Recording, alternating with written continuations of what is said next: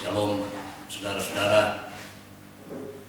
Puji Tuhan, kita kembali lagi berada di dalam suasana ibadah. Nah, pada kesempatan pertemuan kali ini, saya ingin membagikan kepada saudara firman Tuhan dengan satu tema, menikmati kasih karunia. Ya. Nah, kita baca dulu ayatnya sebagai dasar kelanjutan dari pemberitaan firman Allah ini. Di dalam Efesus pasal 1 ayatnya yang kedua. Efesus pasal 1 ayat kedua. Kasih karunia dan damai sejahtera dari Allah Bapa kita dan dari Tuhan Yesus Kristus menyertai kamu. Kasih karunia dan damai sejahtera menyertai kamu. Saudara, ini adalah surat kiriman dari Paulus, ya. Dan awal-awal dari penyampaian firman suratnya itu, maka dia katakan kiranya kasih karunia itu akan menjadi bagian di dalam hidup kita. Beberapa surat-suratnya nadanya sama, ya.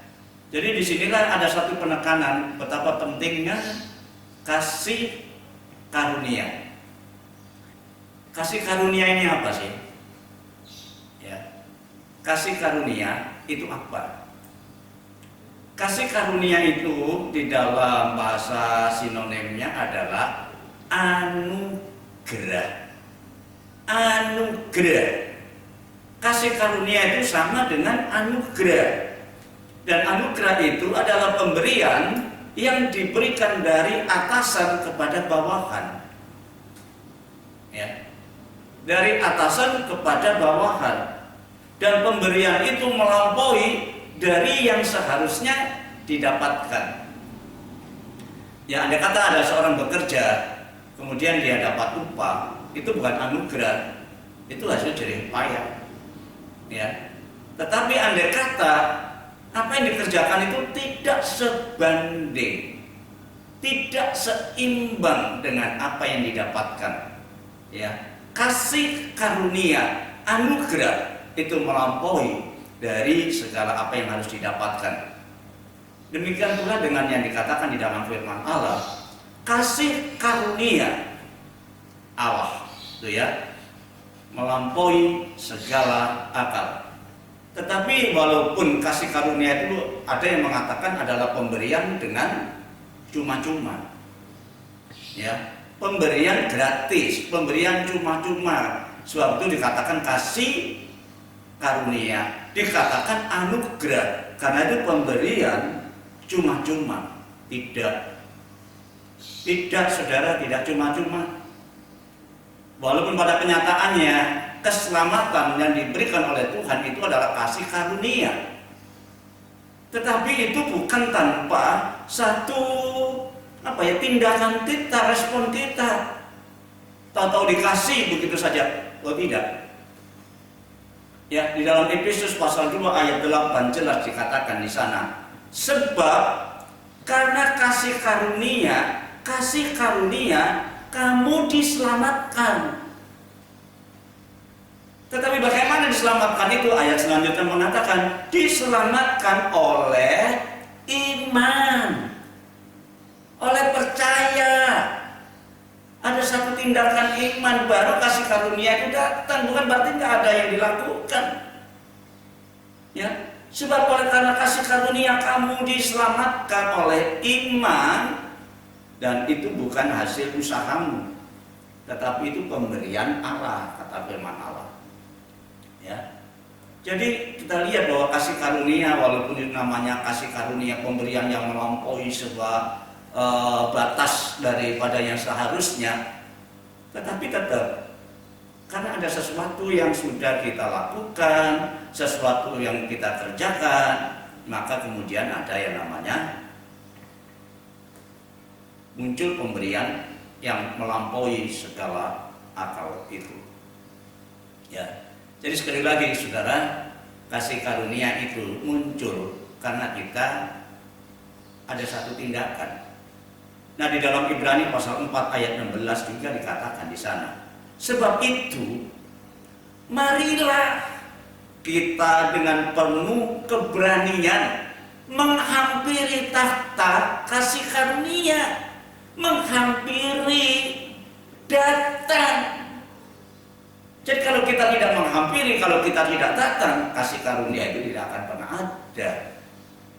Ya, mari kita menghampiri takhta kasih karunia supaya kita menerima rahmat dan menemukan kasih karunia untuk mendapatkan pertolongan kita tepat pada waktunya. Jadi sekali lagi saudara, kasih karunia itu walaupun itu dinamakan pemberian yang cuma-cuma, tetapi pasti ada satu tindakan, ya, satu tindakan yang kita kerjakan baru muncul namanya pemberian. Ya memang sih sekarang banyak orang yang berbelas kasihan ya, memberikan sesuatu di tengah-tengah kondisi yang seperti sekarang ini. Mereka melakukan satu tindakan yang baik, memberikan dengan cuma-cuma, ya, tetapi karena apa? Ada sesuatu yang terjadi, ya. Haleluya. Nah, sebab itu saudara, apa sih kasih karunia yang di dalam Tuhan? Tentu berbeda dengan kasih karunia atau pemberian yang ada di dunia ini. Di dunia ini pemberiannya itu sifatnya sementara. Tetapi pemberian Allah itu kekal, saudara ya. Di dalam Efesus pasal 1 ayatnya yang ketiga, di situ dikatakan, terpujilah Allah dan Bapa Tuhan kita Yesus Kristus, ya, yang di dalam Kristus telah mengaruniakan kepada kita segala berkat rohani di dalam surga. Nah, berkat yang paling besar sebenarnya itu adalah keselamatan, saudara ya. Walaupun pada kenyataannya di dunia ini kita juga membutuhkan pemeliharaan sebelum kita pulang ke surga. Nah, tetapi sekali lagi kasih karunia atau pemberian, walaupun itu pemberian dari Allah, tetap harus ada satu tindakan, ya. Bangsa Israel saja, saudara, sebagai umat Allah, sebagai umat pilihan, tetapi pada satu saat di dalam Keluaran pasal 19 dikatakan di sana, kalau kamu mendengarkan perkataanku pada hari ini dan kamu melakukannya, wow. Kalau kamu dengar dan kamu lakukan, maka dikatakan di sana, kamu akan menjadi bangsa milik kepunyaanku sendiri. Jadi saudara-saudara, ya, kasih karunia datang, berkat Allah datang, itu didasari oleh satu tindakan kita lebih dulu. Keselamatan memang disediakan. Tuhan Yesus datang ke dalam dunia untuk menyelamatkan semua orang tanpa pandang bulu siapapun. Tetapi kalau kita tidak percaya, kasih karunia karena iman, karena percaya, maka kamu diselamatkan. Tetapi kalau tidak percaya, jangan berharap, saudara. Ya, karena firman Allah sendiri mengatakan siapa yang percaya diselamatkan, yang tidak percaya akan dihukum. Jelas, ya. Jadi saudaraku, itu sebabnya mari kita pahami, ya. Kasih karunia itu adalah akan dinyatakan, dimunculkan, diberikan, maka kasih karunia itu akan menempatkan kehidupan seseorang itu akan jauh lebih baik dibanding yang tidak mendapatkan kasih karunia. Ya. Jadi yang mendapatkan kasih karunia itu akan menjadi jauh lebih baik dibanding dengan yang tidak mendapatkan sama sekali.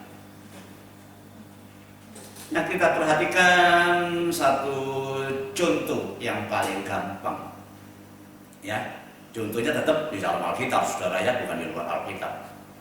Di dalam kitab Kejadian pasal yang ke-6 ayat 5 sampai ayat 8. Dikatakan di sana, ketika dilihat Tuhan bahwa kejahatan manusia itu besar di bumi dan bahwa segala kecenderungan hatinya selalu membuatkan kejahatan semata-mata. Wah, manusia setelah berkembang, saudaraku, ternyata dalam perjalanan hidupnya menyakitkan hati Tuhan. Apa yang dikerjakan itu menurut pandangan, menurut kacamata dari Tuhan, selalu membuahkan kejahatan. Maka ayat selanjutnya mengatakan, maka menyesallah Tuhan, menyesal bahwa Ia telah menjadikan manusia di bumi ini, dan hal itu memilukan hatinya. Nah, saudara mungkin sudah berpikir, itu kan Tuhan sendiri yang ciptakan manusia. Ya, apakah Tuhan nggak ngerti kalau manusia itu akan jadi seperti itu, seperti ini?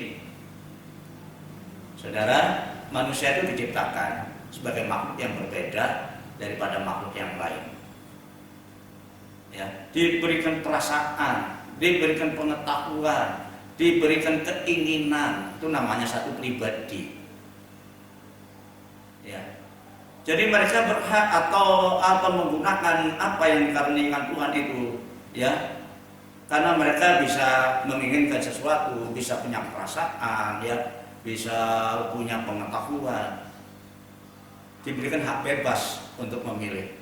Tetapi ternyata apa yang dipilih oleh manusia itu adalah kejahatan yang sangat menyakitkan hati Tuhan. Ya, sangat menyakitkan hati Tuhan. Maka berfirmanlah Tuhan, aku akan menghapuskan manusia yang telah kuciptakan itu dari muka bumi, baik manusia maupun hewan dan binatang-binatang melata dan burung-burung di udara. Sebab aku menyesal, kata Tuhan, bahwa aku telah menjadikan mereka. Bayangkan, saudara, Tuhan bisa menciptakan, bisa menghancurkan. Dikatakan aku menyesal karena manusia ternyata perbuatan mereka, tindakan mereka, kelakuan mereka semata-mata membuahkan kejahatan. Ya. Tetapi perhatikan ayat yang ke-8. Tetapi Nuh mendapatkan kasih karunia di mata Tuhan. Mendapatkan kasih karunia di mata Tuhan. Nuh mendapatkan kasih karunia. Nuh mendapatkan anugerah. Aneh. Ya. Dia mendapatkan kasih, mendapatkan anugerah dari Tuhan dibanding dengan yang lain. Ya. Haleluya. Nah, apa penyebabnya, saudara? Kenapa Nuh ini mendapatkan kasih karunia? Mengapa? Apa sebabnya? Kok yang lain tidak dapat kasih karunia, tetapi Nuh itu mendapatkan kasih karunia? Apakah Allah pilih kasih? Oh, tidak. Itu bukan sifat Allah.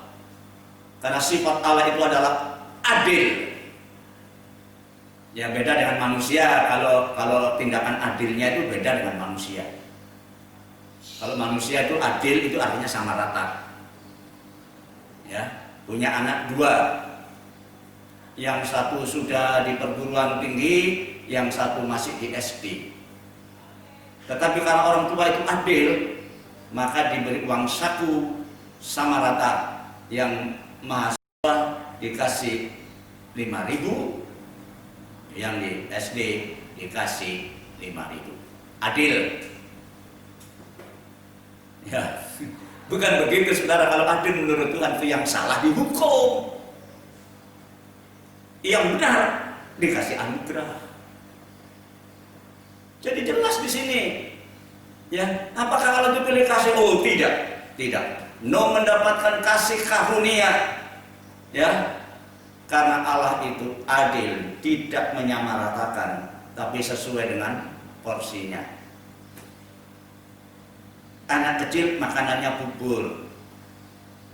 Kalau pemudi, anaknya udah gede, dikasih makan bubur, cocok enggak? Lu adilmu saja makan bubur, kamu mesti makan bubur. Itu namanya nggak adil. Ya, jadi Allah itu adil, saudara. Jadi kenapa Nuh mendapatkan kasih karunia sedangkan yang lain tidak? Allah tidak pilih kasih, tetapi ada alasan kenapa Nuh diberikan kasih karunia. Ya, kenapa? Sudah kita perhatikan, saya munculkan ada 3 poin di sini. Ya, kenapa Nuh itu mendapatkan kasih karunia? Yang pertama, karena dia mengenal kebenaran.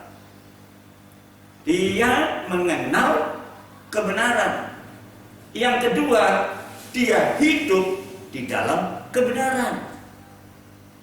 Dan yang ketiga, dia sebagai pemberita kebenaran. Oh, luar biasa ini. Ya, Nuh mengapa dia mendapatkan kasih karunia? Dia punya keistimewaan, saudaraku. Dia mengenal kebenaran itu. Dan kemudian karena dia kenal dengan kebenaran itu, dia hidup di dalam kebenaran. Dan karena dia tidak hidup sendiri, dia bagikan kebenaran itu kepada yang lain. Ya, haleluya. Mari kita lihat yang pertama. Nuh mendapatkan kasih karunia karena dia mengenal kebenaran. Apa yang dimaksudkan kebenaran yang dikenal oleh Nuh itu? Ya, dia mengenal siapa yang bersuara, siapa yang berfirman. Ya, haleluya. Kita baca dulu ayatnya. Kejadian pasal 6 ayat 13. Di situ dikatakan, berfirmanlah Allah kepada Nuh, aku telah memutuskan untuk mengakhiri hidup segala makhluk, sebab bumi telah dipenuhi dengan kekerasan oleh mereka, jadi aku akan memusnahkan mereka bersama-sama dengan bumi. Ini firman Allah, saudara, yang disampaikan, yang ditujukan kepada Nuh. Nuh tidak melihat nampak siapa yang berfirman, siapa yang bersuara, tetapi dia kenal bahwa itu adalah suara Allah. Ini hebatnya. Kenal. Ada kata, mungkin saya pulang ke rumah malaman, terus kemudian saya ketuk pintu, tok, tok, tok, tok, tok, tok. Dari dalam salah satu keluar. Siapa di situ? Saya bilang, saya. Kalau dia anggota keluarga saya, entahkah anak, entahkah istri, ketika mendengar saya berkata saya, mereka sudah kenal siapa saya. Ya, sudah kenal karena suara itu. Kalau saya panggil-panggil salah satu dari anggota keluarga, kemudian ada yang kata, itu loh, bapak panggil itu loh, dengar nggak? Bapak mau panggil itu loh. Loh kok tahu? Karena dia kenal suara itu. Nah, Nuh ini adalah satu sosok yang istimewa karena dia kenal suara. Ya, siapa suaranya? Siapa itu? Dia kenal itulah suaranya Tuhan Allah. Ya. Dan Tuhan itu adalah kebenaran. Suara Tuhan itu adalah kebenaran. Ya, di dalam 2 Samuel pasal yang ke-7 ayat 28 dikatakan di sana. Ya, oleh sebab itu, ya Tuhan Allah, Engkaulah Allah dan segala firman-Mu kebenaran. Haleluya. Suaramu, firman-Mu itu adalah kebenaran. Nuh dengar suaranya Allah, itu adalah suara kebenaran. Ya, Engkau telah menjadikan perkara yang baik ini kepada hamba-Mu. Wow. Saudara, suara Allah itu adalah suara kebenaran. Di dalam Yohanes pasal 17 ayatnya yang ke-17, di situ dikatakan, kuduskanlah mereka di dalam kebenaran, dan firman-Mu adalah kebenaran. Ya, jadi Nuh mengenal suara itu. Siapa yang berfirman? Itulah Allah. Dan yang didengar itu adalah suara kebenaran. Ya, dia tidak meragukan suara itu. Ya, tidak meragukan kebenaran itu. Dan memang kebenaran jangan sampai diragukan. Ya, kebenaran jangan diragukan.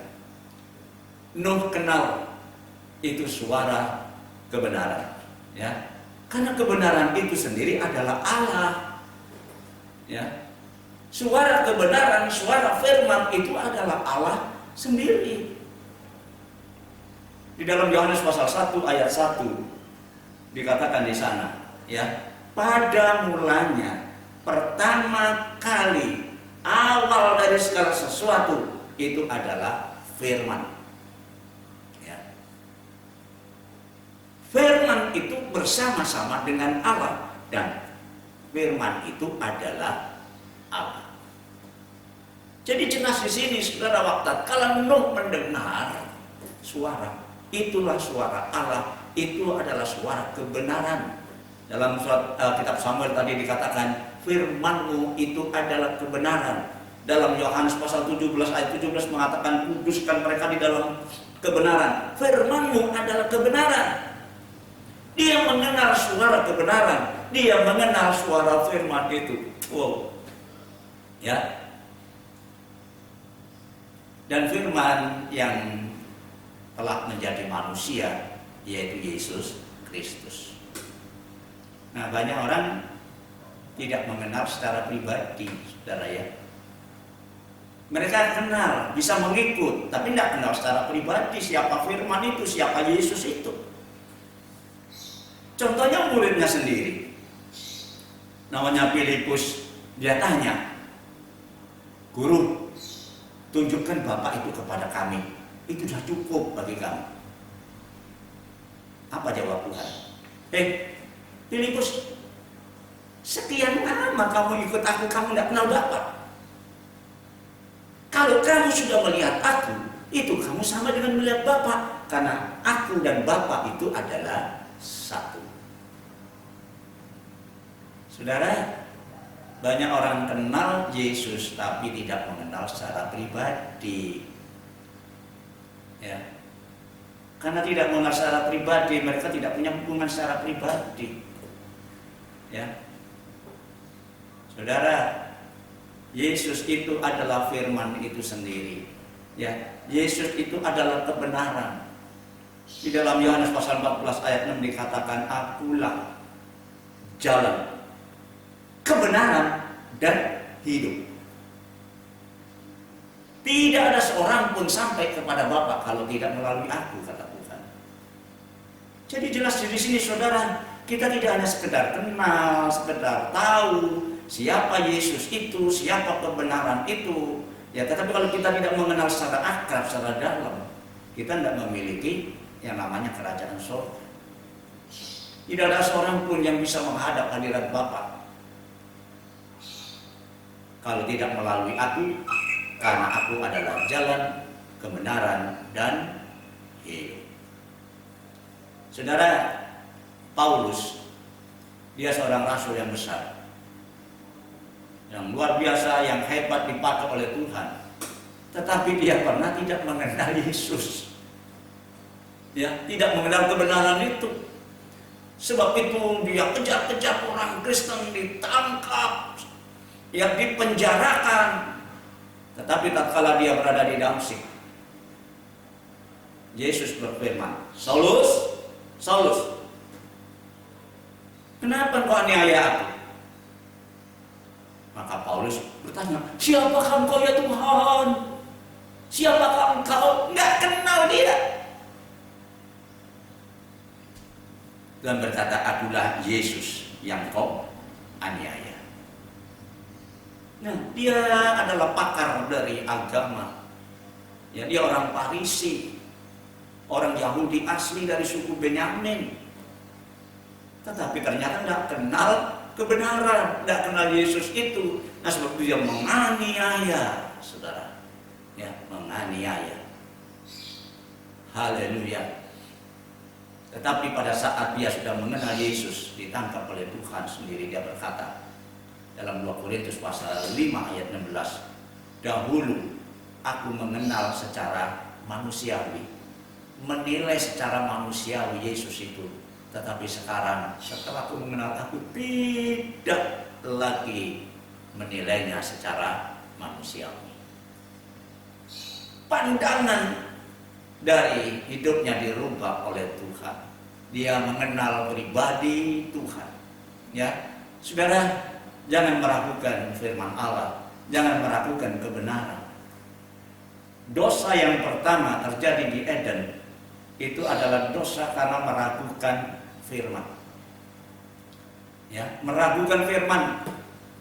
Jadi Allah yang berfirman kepada manusia dengan sedemikian rupa, tetapi ternyata diragukan tatkala si ular datang kepada Hawa.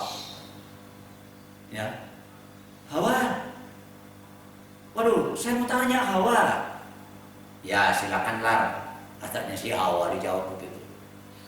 Bagaimana bunyi firman Allah mengenai pohon-pohon di dalam taman ini? Boleh dimakan buahnya tidak? Apa jawab Hawa? Oh, boleh, boleh. Semua boleh saya makan kecuali satu yang tidak boleh saya makan. Nah, dua pohon baik pengetahuan baik dan jahat. Nah, saudara, jawab setan gimana? Wah, Hawa, kamu dibohongi oleh Allah. Ya, karena Allah tahu kalau kamu makan buah dari pohon ini, kamu akan jadi seperti Allah, tahu yang baik, tahu yang jahat. Nah, mulailah Hawa tertarik kepada perkataan setan dan ragu-ragu terhadap perkataan Allah sendiri. Kebodohan ini, saudara. Firman Allah itu benar, firman Allah itu iya dan amin, jangan diragukan. Ya, jangan diragukan. Apapun dan siapapun, dalam bentuk apapun, kalau itu namanya firman Allah, ayo kita hargai. Sekali lagi saya katakan, tidak mungkin Allah sekarang berfirman langsung dari langit kepada kita. Tetapi Allah dengan berbagai cara memakai orang-orang yang diurapinya untuk menyampaikan firman Allah. Ya. Nah, di dalam 1 Tesalonika pasal 2 ayat 13, di situ dikatakan, ya, Paulus berkata, dan karena itulah kami tidak putus-putusnya mengucap syukur juga kepada Allah, sebab ini kepada jemaat di Tesalonika, kamu telah menerima firman Allah yang kami beritakan, bukan turun dari langit. Kamu telah menerima firman Allah yang kami beritakan itu bukan sebagai perkataan manusia. Wow. Walaupun Paulus yang menyampaikannya, tetapi firman Allah itu dihargai sebagai perkataan, bukan perkataan manusia, ya. Tetapi dan memang sungguh-sungguh demikian, sebagai firman Allah yang bekerja juga di dalam kamu yang percaya. Saudara, firman Allah perlu dihargai. Bagaimana kita bisa menghargai firman Allah kalau kita kenal firman itu? Dia mendengar firman, mendengar suara kebenaran itu, dan dia kenal siapa yang bersuara itu. Itulah Tuhan Allah. Dia kenal, ya, haleluya. Dia mengenal suara kebenaran itu. Ya, itu sebabnya dia mendapatkan kasih karunia dari Tuhan. Nah, kita pun, saudara, hidup di zaman akhir ini, kita harus juga mengenal suara kebenaran itu. mengenal secara pribadi, ya, mengenal suara kebenaran, mengenal Yesus secara pribadi. Bukan yang sekedar percaya dan menjadi seorang yang setia. Bukan hanya percaya kemudian menjadi seorang yang suka berbakti. Oh, tidak. Kurang.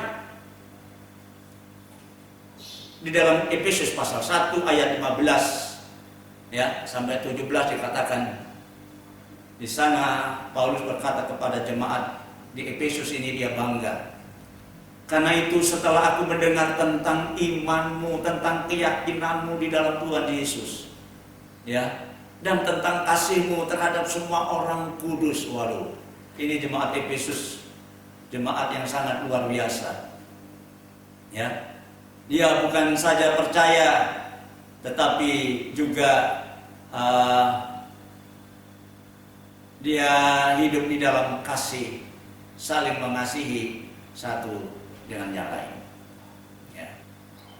Karena itu, setelah aku mendengar tentang imanmu, tentang keyakinanmu di dalam Tuhan Yesus, dan tentang kasihmu terhadap semua orang kudus, maka aku pun tidak berhenti mengucap syukur kepada Allah karena kamu. Mengucap syukur karena kamu, itulah aku mengucap syukur, kata Paulus. Dan aku selalu mengingat kamu di dalam doaku. Didoakan terus jemaat ini, saudaraku. Dan satu hal dia katakan, dan aku meminta kepada Allah Tuhan kita Yesus Kristus, yaitu Bapa yang mulia itu, supaya Ia memberikan kepadamu roh hikmat dan wahyu untuk mengenal Dia dengan benar. Jadi tidak hanya sekedar kenal, saudara, ya, tapi mengenal Dia dengan benar. Haleluya. Mengapa Anda mendapatkan kasih karunia, mendapatkan anugerah? Karena dia kenal. Siapa yang bersuara itu, dia kenal. Suara itu siapa? Itulah suara kebenaran, suara Allah sendiri. Dan dia tidak meragukan firman itu. Nah, kalau kita ingin mendapatkan kasih karunia, mari kita mengenal kebenaran. Sekali lagi, tidak hanya sekedar kenal, tetapi mengenal secara pribadi. Paulus berkata, aku minta kepada Allah Bapa Tuhan kita, supaya Dia memberikan kepada roh hikmat dan wahyu untuk mengenal Dia dengan benar. Mengenal Dia dengan benar. Haleluya. Inilah kenapa Anda mendapatkan kasih karunia, karena dia mengenal kebenaran. Ya. Dan yang kedua, dia hidup di dalam kebenaran. Pertama, dia mengenal kebenaran, dan yang kedua, dia hidup di dalam kebenaran. Tidak hanya kenal, saudaraku, tetapi dia hidup di dalamnya. Ya. Artinya apa hidup di dalamnya ini? Ya. Baik. Kita perhatikan di dalam Kejadian pasal 6 ayat 9 tentang Nuh ini. Bagaimana caranya dia hidup di dalam kebenaran. Di dalam kitab Kejadian pasal 6 ayatnya yang ke-9. Inilah riwayatnya Nuh. Inilah sejarahnya Nuh.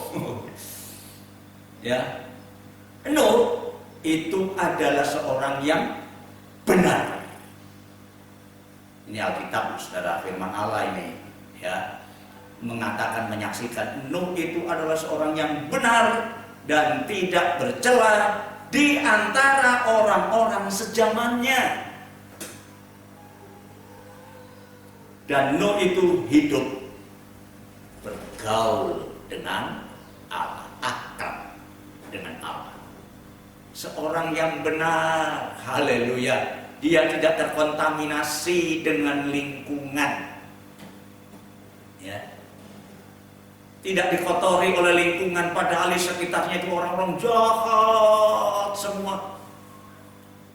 Kejahatan mereka dikatakan oleh firman Allah adalah soal makan dan minum, gelojo, saudara. Ya, Siapa yang tidak butuh makan? Semua orang butuh makan, tapi kalau makan itu tidak terkendalikan, apa saja dimakan, barang yang dilarang pun dimakan, tidak peduli siapa saja.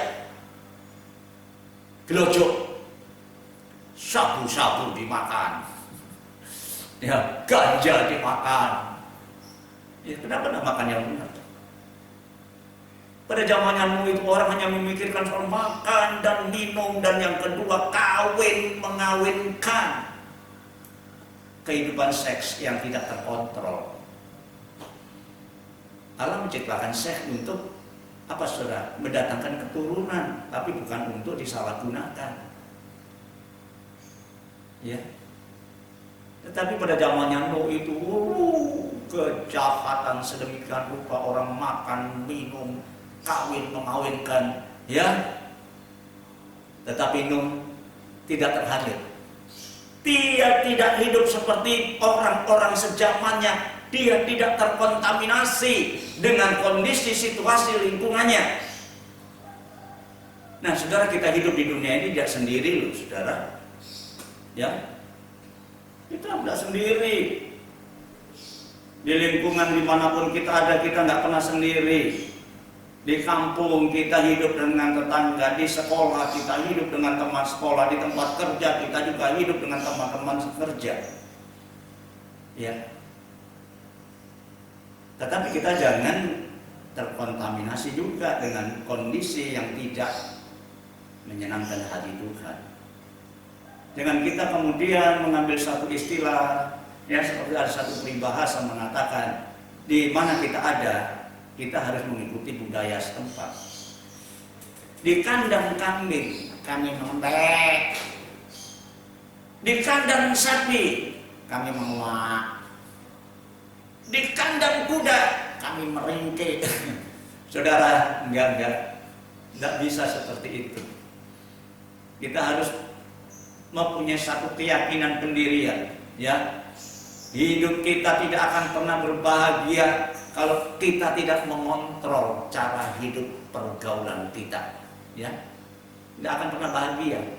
Sebab itu dalam kitab Mazmur pasal 1 ayat 1 dikatakan, berbahagialah orang yang tidak berjalan menurut nasihat orang fasik, tidak berdiri di jalan orang berdosa, dan yang tidak duduk di dalam kumpulan pencemooh. Nah, ada klasifikasi nilai hidup atau cara hidup, akhlak manusia. Tetapi sekali lagi, jangan kita dikotori, jangan kita terhanyut. Alkitab mengatakan berbahagialah tatkala kita berdiri, tatkala kita duduk, tatkala kita berjalan, tetapi tidak sama dengan mereka. Ya. Sebab itu, saudara, di dalam 1 Korintus pasal yang ke-15 ayat 33, Paulus menasihatkan, berhati-hatilah, jangan kamu sesat, karena pergaulan yang buruk merusak kelakuan yang baik. Jadi pergaulan itu, saudaraku, bisa menggagalkan kita menjadi satu kehidupan yang menyenangkan hati Tuhan. Siapapun kita, kalau kita tidak bisa mengendalikan diri, ya, itulah sebabnya Nuh diberkati, Nuh diperhatikan, dia mendapatkan kasih karunia karena dia tidak mengotori hidupnya dengan lingkungan sekitarnya. Tidak terkontaminasi, tapi kira serius sekali mengadaptasi, saudaraku, ya. Seringkali malah kita, ya, menyatukan diri dengan mereka. Jangan, saudara, ya, jangan kamu sesat. Karena pergaulan jahat merusak kelakuan yang baik.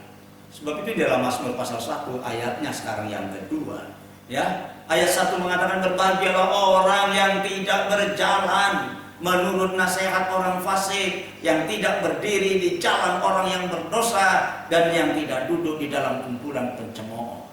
Lantas ayat 2 mengatakan, tetapi yang kesukaannya ialah Taurat Tuhan. Yang kesukaannya adalah firman Tuhan, dan yang merenungkannya firman itu siang dan malam. Saudara, Jangan bergaul dengan yang tidak benar, tapi bergaul dengan Tuhan. Merenungkan firman itu siang dan malam. Bukan berarti siang malam kita ngelamun merenungkan firman Allah, saudara. Ya enggak seperti itu, jangan salah. Pengertiannya tidak seperti itu. Karena merenungkan firman Allah siang dan malam, waktu makan merenungkan firman Allah, waktu naik sepeda, naik mobil, naik motor merenungkan firman Allah, waktu apa saja merenungkan firman Allah. Aduh, bukan itu. Ya, nanti kita melamun sendiri, tahu-tahu ditangkap orang, dimasukkan rumah sakit jiwa karena kita suka melamun. Ya, tetapi artinya merenungkan Taurat itu siang dan malam, menempatkan firman itu di dalam segala segi kehidupan kita. Sehingga tatkala kita melihat satu kehidupan yang tidak sesuai, mulai firman Allah itu menjadi pembanding dalam hidup kita. Kita tidak melakukan itu. Ya. Nah, inilah saudara, bergaul dengan Allah artinya akrab dengan kebenaran itu, artinya selalu hidup dipenuhi, ditandai dengan firman. Ya. Jadi jangan sampai kita gagal hidup ini. Nuh mendapatkan kasih karunia, saudaraku, karena dia bergaul karib dengan kebenaran, bergaul karib dengan Allah. Ya, dia bukan saja kenal akan firman Allah, tetapi menjadi pelaku firman Allah. Pelaku itu pelaksana firman. Firman itu sudah didengar, tapi tidak hanya cukup didengar, tapi dipraktekkan di dalam hidupnya. Nah, di dalam Kejadian pasal 6 kembali melihat riwayatnya Nuh ini, saudara ya. Kejadian pasal 6 ayatnya yang ke-22, di situ dikatakan, lalu Nuh, ketika Allah memerintahkan membuat perahu ya untuk menyelamatkan keluarga dan seluruh binatang-binatang sepasang ya. Menurut akal saya gimana sih Tuhan? Di atas bukit begini saya disuruh buat kapal. Kemudian dari mana bahannya? Tapi Nuh tidak berbantah-bantah, saudara. Ketika Allah perintahkan, buatlah olehmu sebuah bahtera dari kayu gofir dengan ukuran sekian, buatlah berpetak-petak, buatlah berkamar-kamar.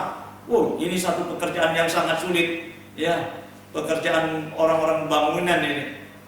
Nuh belum punya pengalaman seperti itu, tapi Alkitab mengatakan Nuh tidak berbantah. Di dalam Kejadian pasal 6 ayat 22 itu dikatakan, lalu Nuh melakukan semuanya itu tepat, persis, cocok seperti yang diperintahkan Allah kepadanya. Demikianlah dilakukan, tidak menyimpang ke kiri dan tidak menyimpang ke kanan. Ya. Kalau kita tidak menyimpang ke kiri dan tidak menyimpang ke kanan, maka kita adalah orang yang berhasil dan beruntung. Dalam kitab Yosua pasal 1 ya, jangan menyimpang ke kiri, jangan menyimpang ke kanan, maka kamu akan berhasil dan beruntung. Nuh ketika mendapatkan perintah dari Tuhan dan tidak masuk akal, perintah tidak cocok. Memang saudara, kalau kita mau melakukan firman Allah tidak cocok dengan akal manusia ini, gimana? Tetapi apapun alasannya, firman Allah harus dilakukan. Nuh melakukannya, saudaraku ya. Nah, dalam pasal 7 ayatnya yang kelima dikatakan, lalu Nuh melakukan segala yang diperintahkan Tuhan kepadanya. Sampai 2 kali disampaikan bahwa Nuh itu adalah seorang penurut, melakukan firman-Nya. Ya. Jadi kalau kita ingin mendapatkan satu kesempatan sama seperti Nuh ini, maka kita juga tidak hanya mendengar firman, saudara ya. Seringkali kita kebaktian, kita dengar firman Allah. Hari ini kita dengar firman Allah. Nggak cukup. Di dalam Yakub pasal 1 ayat 22 sampai ayat 25, di situ dikatakan, tetapi hendaklah kamu menjadi pelaku firman, pelaksana firman, dan bukan hanya mendengar saja, saudaraku. Tidak hanya kita mendengar, tapi menjadi pelaku dari apa yang kita dengar. Sebab kalau tidak demikian, kamu menjadi penipu bagi dirimu sendiri. Ini orang bodoh bener, saudara ya. Dirinya sendiri ditipu. Tapi itulah firman Allah. Kalau kita hanya menjadi pendengar tetapi tidak melakukan firman Allah, kita adalah penipu diri kita sendiri. Ya. Sebab jika seorang hanya mendengar firman saja tetapi kemudian tidak melakukannya, Alkitab mengatakan ia adalah seorang yang seumpama seperti seorang yang sedang bercermin, mengamat-amati mukanya sebenarnya di depan cermin. Baru saja ia memandang dirinya, ketika dia sudah pergi, maka dia sudah lupa akan wajahnya dan rupanya. Ya. Baru saja pergi dari cermin, waduh kumis saya, waduh mata saya, iu. Ya. Tapi begitu dia meninggalkan cermin, lupa. Ya, itu orang bodoh namanya, mendengar saja tapi tidak melakukannya. Ya, tetapi ayat 25 mengatakan, tetapi barang siapa meneliti hukum yang sempurna ini, yaitu firman Allah yang tidak ada cacat celahnya itu, yaitu hukum yang memerdekakan orang, dan ia bertekun di dalamnya, jadi bukan hanya pendengar untuk melupakan, tetapi sungguh-sungguh melakukannya, maka ia akan berbahagia oleh perbuatannya. Aduh, jaminan firman Allah luar biasa, saudara ya.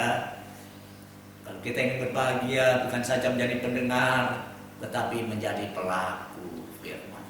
Kita mengenal kebenaran, tapi tidak berhenti sampai mengenal saja, tapi kita hidup bergaul dengan kebenaran, dan kita melakukan kebenaran, kita hidup di dalam kebenaran. Melakukan yang sedemikian, ya. Dan yang ketiga, Nuh itu bukan saja mengenal kebenaran, bukan saja hidup di dalam kebenaran, tetapi dia menjadi pemberita kebenaran. Wow. Hidup orang Kristen itu adalah hidup yang berbagi, saudara ya. Tidak dimakan sendiri. Nah, apalagi di zaman sekarang ini, saudara, banyak cara yang digunakan untuk bisa berbagi. Ya. Malah kadang-kadang berbagi itu melampaui, ya. Jadi yang bisa berbagi itu bukan hanya orang Kristen, banyak orang berbagi sekarang ini. Saya baca di WA, saudara ya, ada seorang yang berbagi, ya. Ya, saya baca di YouTube, ya, berbagi. Dia borong itu penjual makanan, nasi, ya, mungkin dua warung. Borong semua, ya. Setiap hari dia pesen berapa ratus gitu, ya. Berapa ratus, mungkin 200, ya, masing-masing 200. 200 itu dengan harga 10.000. Tetapi kemudian setelah dia beli itu, maka nasi itu disuruh jual sama penjual itu tadi kepada semua orang dengan harga 3.000. Dia bayar 10.000. Tetapi dia jual 3.000. Dia sudah memberikan donasi 7.000. Ya, dia ikut jualan juga di situ, ikut menjual orang makan di situ, cuma 3.000. Jadi banyak sekali orang makan karena murah. Karena yang 7.000 itu didonasi oleh si yang murah hati ini. Ada usaha demikian, saudara. Tapi tiba-tiba satu hari ada seorang perempuan bawa mobil kaya raya kayaknya dia. Dia turun di depan warung itu dan makan. Ya. Kemudian ditanya berapa harganya? 3.000 rupiah saja. Langsung dia keluarkan uang, tapi uang itu gebokan, dia serahkan pulang. Terus langsung dia pergi. Dipanggil dia, ibu, uangnya terlalu banyak, lebih katanya. Dia jawab, apakah saya juga tidak boleh berbagi? Berikan kepada mereka yang membutuhkan. Wow. Saudara, di zaman yang sulit ini, ya, karena adanya corona ini, ya, Saya ingat-ingat Corina aja, ya. Di masa corona ini, saudara, banyak orang yang punya etikat baik, selalu berbagi. Tetapi membagi, ya, soal makanan, soal yang fisik ini sifatnya hanya sementara, nggak akan pernah dibawa mati, saudara. Hanya menolong selama kita di dunia ini. Tetapi ada satu hal yang paling utama di dalam hidup kita sebagai orang percaya kepada Tuhan. Mari kita berbagi. Berbagi, memberitakan kebenaran. Sama seperti Nuh, dia tidak hanya kenal kebenaran, tetapi dia hidup dalam kebenaran. Lebih lanjut, dia memberitakan itu kebenaran. Ya. Di dalam 2 Petrus pasal yang kedua ayat 5, di situ disaksikan bagaimana Nuh ini. Ya. Dan jikalau Allah tidak menyayangkan dunia purba, ya, dunia yang zaman dulu itu, tetapi hanya menyelamatkan Nuh. Kenapa? Dia adalah pemberita kebenaran itu. Nuh ini ternyata menjadi pemberita kebenaran dengan 7 orang lain. Siapa 7 orang lain ini? Anggota keluarganya. Ya. Ketika Allah mendatangkan air bah atas dunia ini, ya, 7 orang ini bekerja sama membagikan kebenaran. Ya, tentu saja mereka bisa membagi karena mereka sudah hidup di dalam kebenaran. Dan kalau mereka sudah hidup dalam kebenaran karena dia sudah mengenal kebenaran. 7 orang lainnya itulah istrinya Nuh. Kemudian anak-anaknya Nuh ada 3, Sem, Ham, dan Yafet. Sem dengan istrinya, Ham dengan istrinya, Yafet dengan istrinya. 8 orang menjadi pemberita kebenaran. Luar biasa, satu keluarga menjadi berkat. Saudara, kita jangan hidup sendiri, kita berkeluarga. Ayo ajak yang lain. Ya. Anggota keluarga kita lebih dulu kita menangkan, kita ajak, kita rangkul untuk bisa memberitakan kebenaran. Kita jangan puas menjadi orang yang diselamatkan, tetapi masih ada saudara kita, masih ada famili kita. Ya, jangan kemudian kita hidup bertoleransi. Sudah, tidak apa-apa, yang penting kemana saja kamu beribadah, saya beribadah di sini, kamu beribadah, tidak apa-apa. Yang penting berkeluargaan kita. Saudara, salah. Ya, karena kebenaran itu, keselamatan itu untuk keluarga juga. Ya, satu saat Paulus dan Silas dipenjara karena dia memberitakan kebenaran itu. Tetapi tengah malam dia bernyanyi dan berdoa kepada Allah, dan apa yang terjadi? Maka terjadilah gempa dan pintu-pintu penjara itu terali-terali penjara itu terbuka. Si kepala penjara itu yang bertanggung jawab atas tawanan-tawanan itu kaget. Waduh, wah, nah ini tawanan-tawanan pasti lari semua. Bingung dia. Saking bingungnya, dia hunus pedangnya dan dia mau bunuh diri. Ketika dia angkat pedangnya, terdengar teriakan dari si Paulus. Hei Tuhan, jangan.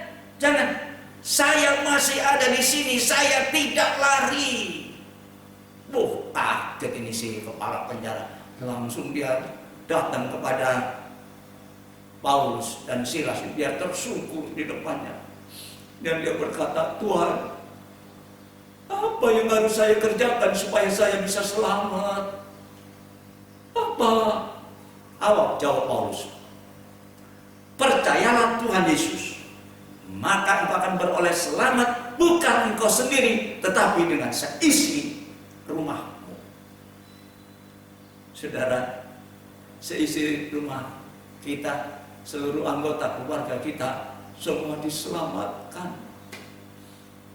Haleluya. Inilah saudaraku, mari kita punya tanggung jawab memberitakan keselamatan ini, memberitakan kebenaran ini kepada semua orang. Mulai dari dari tempat sendiri, ya. Haleluya. Apa yang sudah kita nikmati dari Tuhan jangan kita nikmati sendiri, bagikan kepada orang lain, ya. Haleluya. Saudara, Yohanes pernah menulis suratnya begini, ya, di dalam 1 Yohanes pasal 1 ayat 1 sampai 3. Ayat 1 dan 3, ya.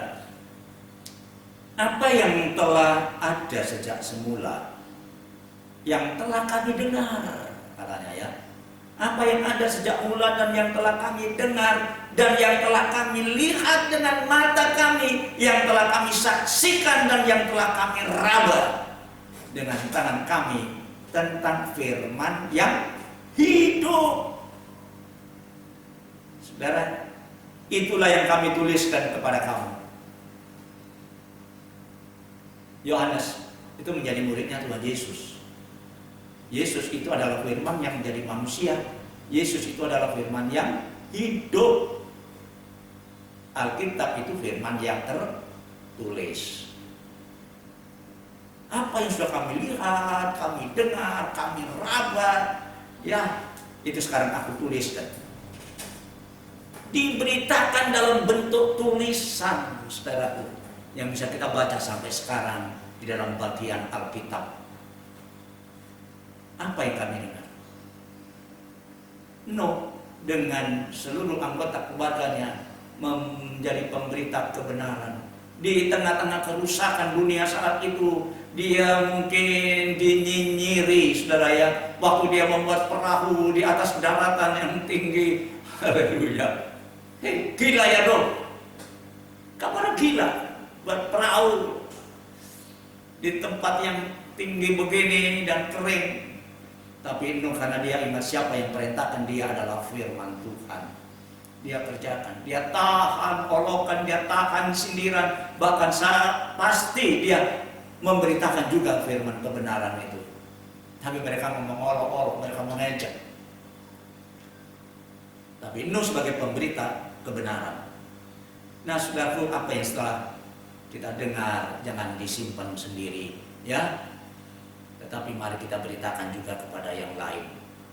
Tuhan Yesus sendiri sebelum dia naik ke surga, dia meninggalkan amanatnya. Dia meninggalkan pesannya dalam Matius pasal 28 ayat 19 dan yang ke-20. Ya, dikatakan di sana, karena itu pergilah. Bukan diusir ini, saudara. Disuruh melaksanakan dan menanggung beban pemberitaan. Karena itu pergilah, jadikan semua bangsa muridku. Haleluya. Jadikan semua bangsa, jangan melihat latar belakang mereka, jangan melihat suku bangsa apapun juga. Semua bangsa, dan baptislah mereka dengan nama Bapa, Anak dan Roh Kudus. Dan satu hal, ajarlah mereka melakukan segala sesuatu yang telah kuajarkan, kuperintahkan kepadamu. Ya. Jadi kesaksian kita bukan hal-hal yang lain, saudara. Ya, bukan kesuksesan diri kita, keberhasilan kita, bukan. Ya. Tetapi yang kita saksikan adalah apa yang sudah diajarkan oleh Tuhan, itulah firman Tuhan. Ya, jangan salah kita menjadi saksi Tuhan. Ya, sekali lagi, kalau kita dikasih atau diberi kesempatan oleh Tuhan menjadi orang yang sukses, bukan karena sukses itu yang kita bagikan, ya, tetapi bagaimana kita bisa menjadi pelaku firman itu. Ya, kita saksikan kepada mereka sekalian. Dan saudara, kalau kita mau melakukan ini, Tuhan berkata, dan ketahuilah, Aku akan menyertai kamu senantiasa sampai kepada akhir zaman. Berarti kalau sudah zaman ini berlalu, bukan berarti bahwa berakhir juga penyertaan Tuhan, tapi Alkitab katakan kita tinggal selama-lamanya di sana. Haleluya. Oh, luar biasa, saudara, kan? Ya, luar biasa. Hidup kita selagi di dunia ini, mari kita berbagi. Masih banyak saudara-saudara kita bahkan mungkin anggota keluarga kita yang belum pernah mendengar berita kebenaran ini. Ya, jangan puas dengan keberadaan kita sendiri. Mari kita bagikan, ya. Maka kalau kita bisa menggunakan kesempatan yang masih ada ini, kasih karunia Allah akan nyata di dalam kehidupan kita. Ya, saudaraku, belum terlambat. Ya, marilah contoh teladan yang diberikan oleh Nuh ini, saudaraku, ya. Mengapa dia mendapatkan kasih karunia, mendapatkan anugerah langsung dari Allah, saudaraku? Pertama, dia mengenal kebenaran. Ya, dia tidak meragukan kebenaran itu karena dia kenal siapa yang berfirman itu adalah Allah. Kebenaran itu sendiri. Dan yang kedua, dia tidak hanya mendengar, tetapi kemudian langsung hidup di dalam kebenaran. Ya, melakukan apa yang diperintahkan Tuhan. Tatkala dia sudah menikmati anugerah dari Tuhan ini, dia diberi kesempatan untuk membuat perahu ini, maka dia beritakan juga keselamatan kepada orang lain. Ya, saudara, mari kita gunakan kesempatan yang masih ada yang sekarang ini. Ya, mungkin saudara punya kesempatan dipakai Tuhan dalam sisi apapun kemampuan saudara, serahkan kepada Tuhan untuk digunakan, untuk dipakai. Ya, apa yang saudara menjadi kemampuan saudara, kepandaian saudara, keahlian saudara, gunakan semua untuk kemuliaannya. Dan saya yakin Tuhan pasti akan memberikan kasih karunia-Nya kepada kita. Amin. Tuhan memberkati kita semua pada kesempatan pagi hari ini. Haleluya. Mari kita berdoa. Bapa di surga, terima kasih hari ini kami sudah mendengar firman-Mu. Betapa luar biasanya kehidupan Nuh yang mendapatkan kasih karunia, mendapatkan anugerah dari Tuhan. Haleluya. Bukan secara kebetulan, tetapi ada satu tindakan yang menyenangkan hati Tuhan. Dia mengenal kebenaran, dia hidup dalam kebenaran, dan dia memberitakan kebenaran itu. Terima kasih Tuhan, layakkan kami dan berikanlah kami semua kesempatan untuk kami dapat melakukan sama seperti Nuh lakukan, sehingga banyak jiwa dimenangkan bagi hormat, kemuliaan, dan kebesaran nama-Mu. Terima kasih untuk kesempatan pagi ini. Berkati semua yang ada yang mengikuti ibadah ini dari awal sampai akhirnya, dan demikian pula mereka yang tidak sempat mengikutinya. Tuhan tolong supaya pada waktu yang akan datang mereka boleh bersama-sama dengan kami. Terima kasih Tuhan. Di dalam nama Yesus kami naikkan doa kami. Amin.